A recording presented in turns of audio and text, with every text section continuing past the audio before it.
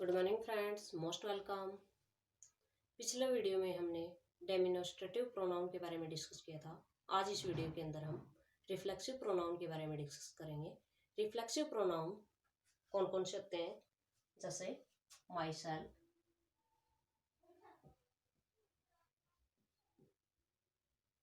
My self, your self,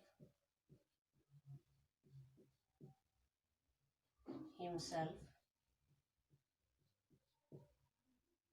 herself,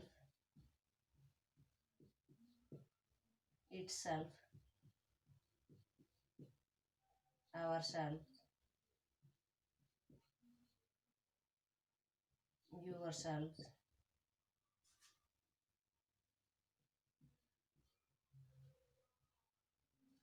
themselves।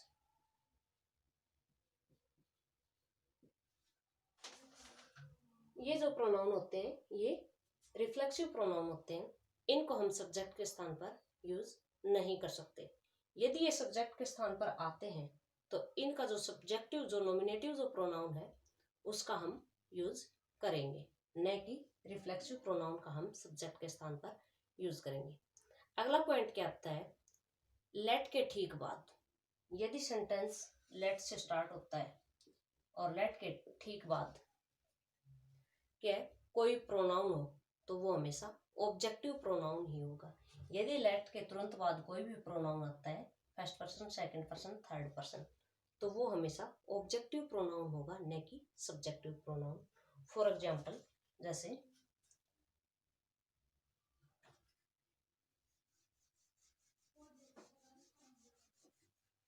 Late के तुरंत बाद हमेशा क्या है, ऑब्जेक्टिव प्रोनाउन ही मिलेगा। जैसे late,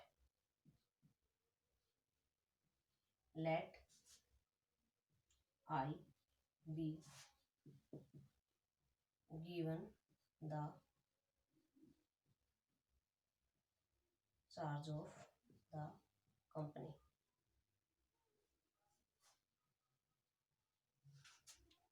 company till the owner, till the owner came back। अब यहाँ पे लेट के बाद I be given the charge of the company till the owner comes back. तो यहाँ पे यदि आई आया है तो ये सेंटेंस यहाँ पे गलत होगा। यदि यहाँ पे मी आता है, लेट मी, तो इसमें क्या बताया गया है कि लेट के तुरंत बाद हमेशा ऑब्जेक्टिव प्रोनाउन का ही यूज होगा, न कि सब्जेक्टिव। यदि यहाँ पे सब्जेक्टिव आता है, यदि यहाँ पे हम आई करते हैं तो सेंटेंस गलत होता है। यदि यहाँ पे हम मी लेते हैं तो मी के अकॉर्डिंग सेंटेंस राइट होता है। इसमें मेन बात क्या है कि लेट के साथ यू का प्रयोग नहीं होता। लेट के बाद हमें यू कभी भी नहीं मिलेगा। लेट के तुरंत बाद हमें यू सेकंड पर्सन जो प्रोनाउन होता है वो हमें कभी नहीं मिलेगा। अगला पॉइंट क्या आता है, इज और वॉज। इज और वॉज, इज और वॉज के ठीक बाद यदि कोई भी प्रोनाउन आता है, first person, second person, third person, कोई भी प्रोनाउन आता है और इस प्रोनाउन के ठीक बाद यदि कोई एपी यानी एडजेक्टिव जो फ्रेज होती है, कोई भी डब्ल्यूएच फैमिली का कोई भी वर्ड होता है प्रोनाउन के ठीक बाद, तब वह प्रोनाउन सिर्फ नॉमिनेटिव यानी सब्जेक्टिव प्रोनाउन ही होगा। तो उसके बाद यदि यहाँ पे एपी आती है, सेंटेंस के अंदर एपी स्टार्ट होती है, तो उसके बाद यदि हेल्पिंग वर्ब है तब तो क्या है, एपी हो तब वह प्रोनाउन सिर्फ नॉमिनेटिव यानी सब्जेक्टिव प्रोनाउन ही होगा इसके तुरंत बाद। आगे गए इज और वॉज तथा प्रोनाउन के ठीक बीच एलवाई वाला कोई भी शब्द एडवर्ब हो सकता है। इज और वॉज या फिर कोई प्रोनाउन यदि सेंटेंस के अंदर आता है तो उसके बीच में हमें एलवाई वाला कोई भी एडजेक्टिव मिल सकता है। तो इसका जैसे हम आपको एग्जांपल देते हैं, जैसे यदि इज और वॉज के ठीक बाद यदि कोई भी प्रोनाउन आता है तो इसके ठीक बाद कोई भी एपी हो तो वह सिर्फ नॉमिनेटिव सब्जेक्टिव प्रोनाउन ही होगा। इसका एग्जांपल हम आपको देते हैं, जैसे that was me who had actually gone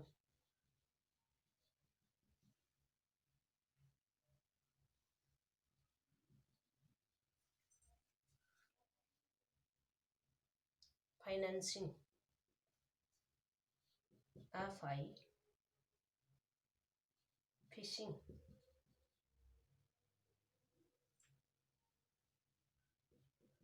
in troubled waters। अब इसमें क्या बताया है, इज और वॉज के तुरंत बाद कोई भी प्रोनाउन हो और उसके ठीक बाद कोई भी एपी स्टार्ट हो। यदि यहाँ पे एपी स्टार्ट कब होगी, यदि इसके बाद यदि हमें कोई भी प्रोनाउन मिलता है तो उसके बाद हमें हेल्पिंग वर्ब जरूर मिलेगी। यदि यहाँ पे कोई प्रोनाउन नहीं होता है तो ये एपी का कार्य करेगा। यदि यहाँ पे कोई भी प्रोनाउन आता है डब्ल्यूएच फैमिली के तुरंत बाद तो वहां पे प्रोनाउन होगा तो प्रोनाउन के साथ हमें हेल्पिंग वर्ब जरूर मिलेगी, तब ये यहाँ पे कंजंक्शन का कार्य करेगा। तो यदि इसके बाद कोई प्रोनाउन नहीं आता है तो यहाँ पे ये एपी का कार्य करेगा, ये एडजेक्टिव फ्रेज होगी यहाँ सेंटेंस के अंदर।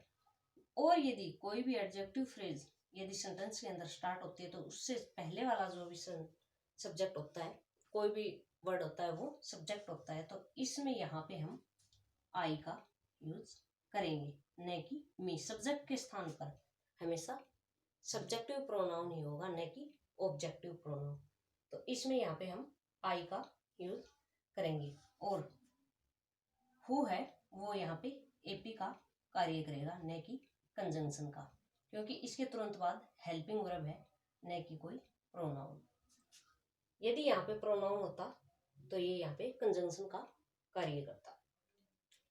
अगला पॉइंट क्या आता है, यदि इज और वॉज के बीच दोनों के बीच अलवाई वाला कोई भी एडवर्ब हो सकता है, तो दोनों के बीच अलवाई वाला एडवर्ब हो सकता है। तो इसके लिए जैसे this was definitely, this was definitely him who had stolen my book from the class। तो इसमें क्या है, हिम, यदि यहाँ पे ये एडजेक्टिव फ्रेज है तो एपी स्टार्ट होती है, तो एपी से पहले कोई भी यदि वर्ड आता है तो वो सब्जेक्ट होता है सेंटेंस के अंदर। तो यहाँ पे वॉज और जो हमने बताया था कोई भी प्रोनाउन या वॉज और इज और वॉज के बीच और कोई प्रोनाउन होता है उसके बीच यदि कोई अलवाई वाला एडवर्ब हो सकता है, तो यहाँ पे डेफिनेटली है ये एडवर्ब होगा। और यहाँ पे हम ही करेंगे, यहाँ पे सब्जेक्ट के स्थान पर हमेशा सब्जेक्टिव प्रोनाउन ही होगा, न कि ऑब्जेक्टिव। ये इसका हुआ। अगला पॉइंट क्या आता है, 3 पर्सन यानी फर्स्ट पर्सन, सेकंड पर्सन और थर्ड पर्सन यदि वाक्य में साथ साथ आते हैं, यदि वाक्य में साथ साथ आते हैं तो पहले हमें क्या करना है, पहले तो हम सेकंड पर्सन जो प्रोनाउन है उसको लेंगे, फिर जो थर्ड पर्सन प्रोनाउन है उसको लेंगे और लास्ट में हम फर्स्ट पर्सन प्रोनाउन को लिखना है। इसका रूल्स है 2, 3 और 1। पहले सेकंड पर्सन, फिर थर्ड पर्सन और लास्ट में फर्स्ट पर्सन प्रोनाउन का हम यूज करेंगे।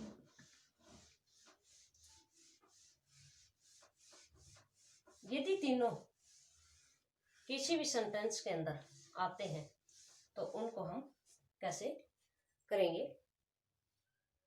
फॉर एग्जाम्पल, जैसे I, you and he are going to load the bank yesterday.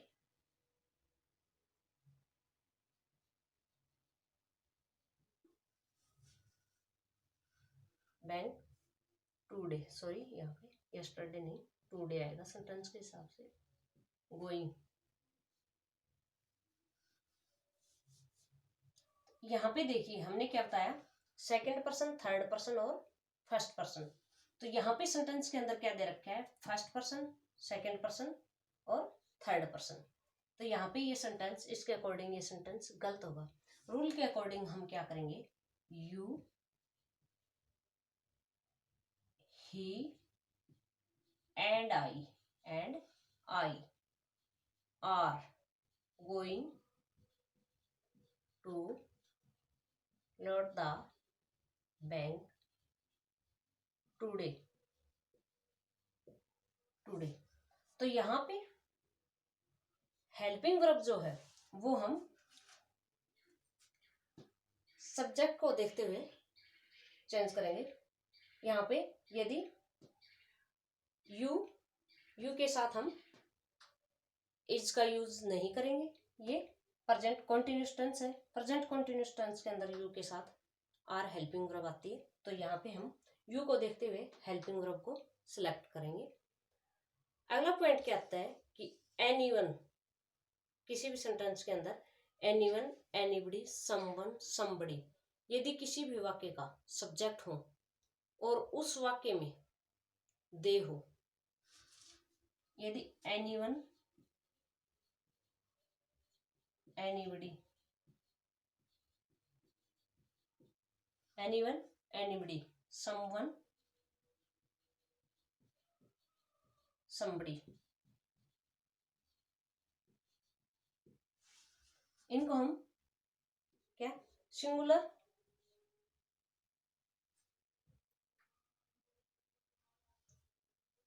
Pronoun के अंदर काउंट करते हैं। यदि इनके साथ सब्जेक्ट के स्थान पर वाक्य के अंदर यदि दे हो, तब हम दे के स्थान पर क्या करेंगे, ही और सी का यूज करेंगे। यदि ये किसी भी सेंटेंस का सब्जेक्ट है और इसके साथ ऑब्जेक्ट के स्थान पर यानी सब्जेक्ट के स्थान पर यदि दे हो, तो हम क्या करेंगे, वहां पे ही और सी का यूज करेंगे। फॉर एग्जाम्पल, जैसे if anyone try to enter the area,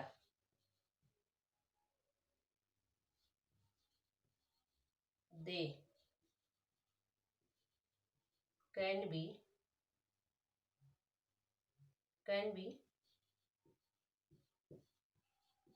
prosecuted by the police। तो यहाँ पे क्या है, एनीवन, यदि किसी भी सेंटेंस का सब्जेक्ट आता है तो वहां पे यदि उसके अंदर दे आता है तो दे के स्थान पर हम ही या सी करेंगे, ही या सी करेंगे। तो यहाँ पे हम दे नहीं रखेंगे, यहाँ पे हम या तो ही रखेंगे या सी रखेंगे, दोनों में से किसी एक का यूज करेंगे। अगला पॉइंट क्या आता है, एवरीवन,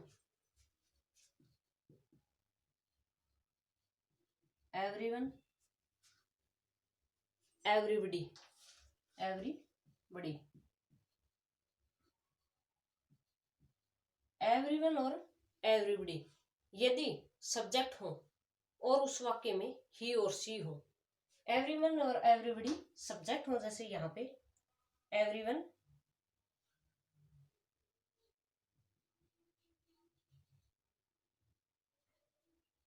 एवरीवन और एवरीबडी, और यहाँ पे यदि क्या बताया, यदि ही और शी हो, यदि यहाँ पे ही और शी आता है और सब्जेक्ट के स्थान पर एवरीवन या एवरीबडी आता है, तो हम क्या करेंगे, तब हम दोनों के स्थान पर यहाँ पे हम दे करेंगे।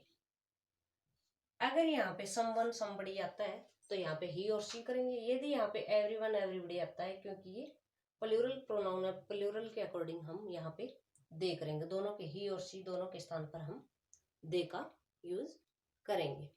अगला पॉइंट क्या आता है, एज और एज। यदि दो एज साथ साथ किसी भी सेंटेंस के अंदर आते हैं तो उनका सेंटेंस के अंदर क्या इंपॉर्टेंस होगा। यदि एज और एज द्वारा किसी भी वाक्य में दो इकाइयों के बीच समानता का उल्लेख किया जाता है, एज और एज,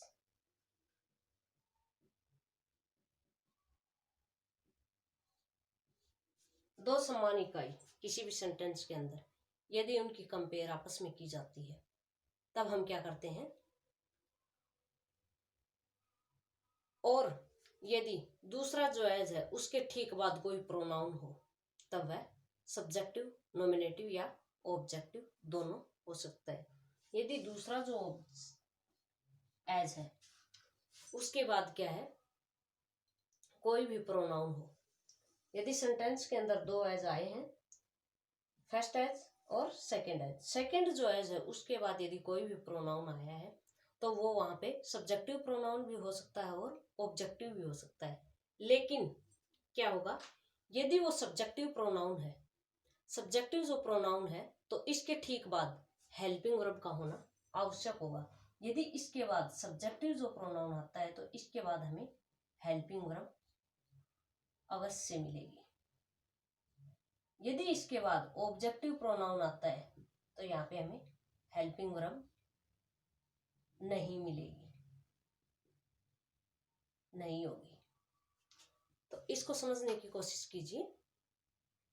जैसे Ram is tall as, Ram is as tall as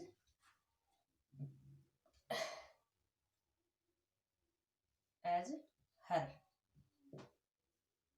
अब यहाँ पे क्या बताया, Ram is as tall as हर।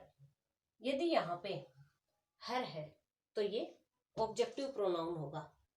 यदि यहाँ पे जैसे Ram is as tall as he is, तो यहाँ पे ये सब्जेक्टिव प्रोनाउन होगा, क्योंकि सब्जेक्ट के तुरंत बाद हेल्पिंग वर्ब का आना कंपलसरी है।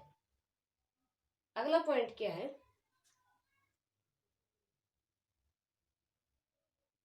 Helping verb. यदि कोई भी ऑब्जेक्टिव प्रोनाउन है तो इसके बाद हेल्पिंग वर्ब नहीं होगा, ये हमने आपको बताया है। अगला पॉइंट क्या है, देन दो इकाइयों के बीच में तुलना का उल्लेख करता है, तब देन भी एज और एज की तरह ही जो पीछे वाला रूल है उसको फॉलो करेगा।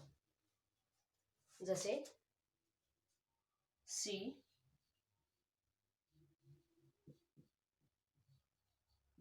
talked more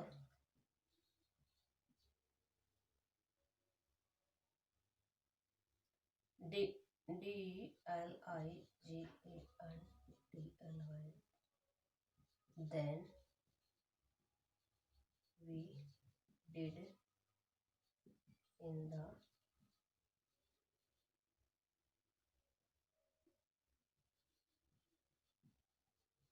debate. She talked more, इसमें क्या है, इसमें क्या बताया, जो दूसरा जो सेंटेंस, पहला जो सेंटेंस है उसके अकॉर्डिंग ही हम अगले सेंटेंस के अंदर हेल्पिंग वर्ब को सिलेक्ट करेंगे। तो इसमें जैसे ही टॉक्ड मोर, ये एडजेक्टिव आ गया। तो इसमें क्या है, टॉक्ड वर्ब की second form, then conjunction, we did in divide. यहाँ पे डिड कैसे आया, डिड यहाँ पे टॉक्ड पास्ट इंडेफिनिट टेंस है, पास्ट इंडेफिनिट टेंस के अकॉर्डिंग यहाँ पे हम डिड हेल्पिंग वर्ब का यूज करेंगे। यदि यहाँ पे डिड नहीं आता है तो ये क्या है, यहाँ पे सब्जेक्टिव प्रोनाउन नहीं होगा, यहाँ पे एस होगा। यदि यहाँ पे एस आता है तो यहाँ पे डिड नहीं आएगा। अगर यहाँ पे हम वी करते हैं तो यहाँ पे हमें डिड लगाना पड़ेगा, क्योंकि सब्जेक्टिव प्रोनाउन के साथ हमेशा हेल्पिंग वर्ब का होना कंपल्सरी है। आज इस वीडियो के अंदर हमने रिफ्लेक्सिव प्रोनाउन के बारे में बताया। नेक्स्ट वीडियो के अंदर हम इंटेरोगेटिव प्रोनाउन के बारे में डिस्कस करेंगे। तो वीडियो को देखते रहिए, चैनल को सब्सक्राइब करें।